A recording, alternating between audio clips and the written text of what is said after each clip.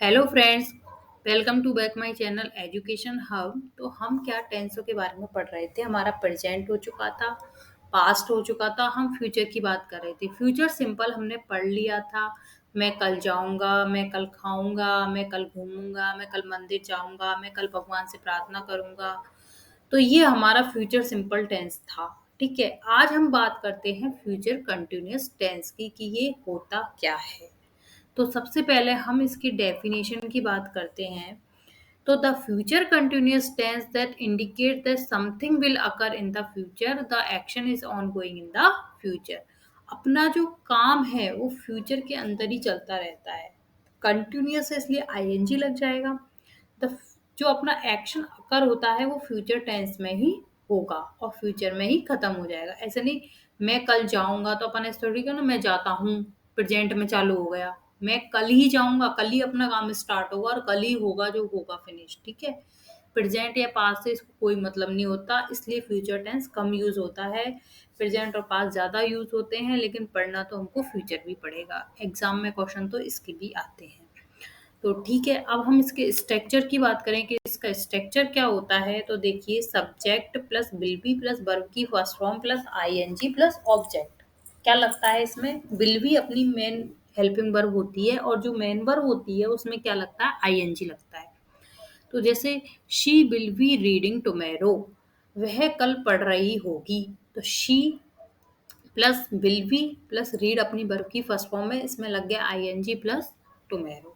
इसमें कर रहा हूँगा, कर रही होंगी, सो रहे होंगे, जा रहे होंगे, ये चीज़ें ऐसे यूज़ होती हैं। अब मैंने एग्जांपल आपको कुछ हिंदी में लिए हैं। हिंदी यूज़ करती नहीं हूँ, लेकिन मैंने आपको समझाने के लिए लिए हैं, क्योंकि जब हम इंग्लिश पढ़ रहे हैं तो इंग्लिश टू इंग्लिश पढ़ने से हमारी जो वोकैब है वो बहुत ज़्यादा सही होती है, लेकिन फिर भी मैंने ले लिए। देखिए, हम जा रहे होंगे, अगले हफ्ते वे लोग वापस आ रहे होंगे, आधे घंटे बाद तुम सो रहे होंगे। तो मैंने कल हम जा रहे होंगे तो we will be going to tomorrow, will भी लगाया। गो अपनी वर्ब की फर्स्ट फॉर्म हो गई, इसमें आईएनजी लगाया टुमेरो। कल वो इस वक्त आ रहा होगा, 2 घंटे बाद वह पार्क में घूम रहा होगा, मैं अपनी किताब पढ़ रहा होऊंगा। तो I shall be reading my book. देखो, शैल और विल में कंफ्यूज मत होना। आई और वी के साथ हम शैल भी यूज कर सकते हैं, बाकी अदर बिल बिल मोस्टली तो बिल ही करते हैं, तो आप बिल भी करोगे तो भी गलत नहीं होगा। वे फुटबॉल खेल रहे होंगे, they will be playing football. They subject हो गया, विल बी अपनी हेल्पिंग वर्ब हो गई, प्ले अपनी वर्ब की फर्स्ट फॉर्म हो गई, इसमें लग गया आईएनजी और फुटबॉल। वह पाठ याद कर रहा होगा, he will be learning the lesson.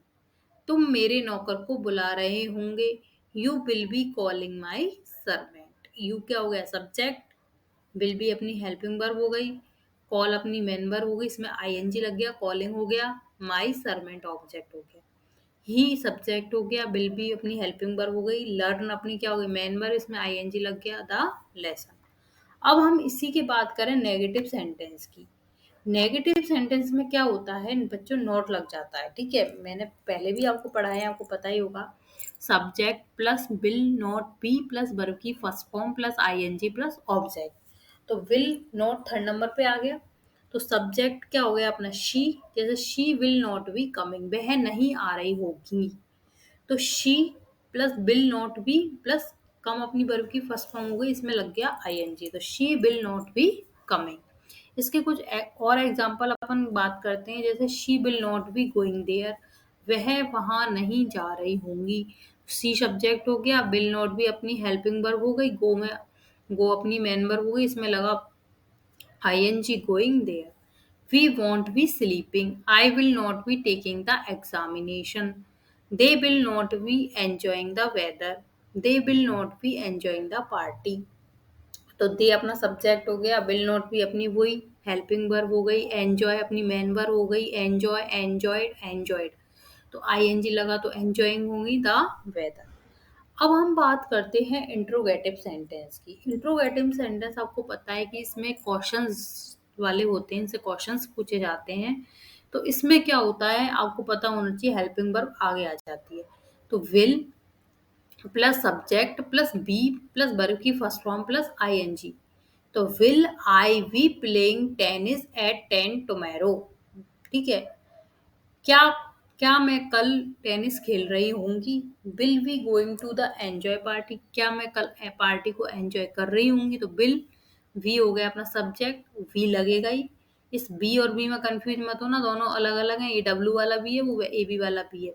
और वी तो ये हेल्पिंग वर्ब के रूप में यूज हो रहा है, बी अपना सब्जेक्ट के रूप में हो रहा है।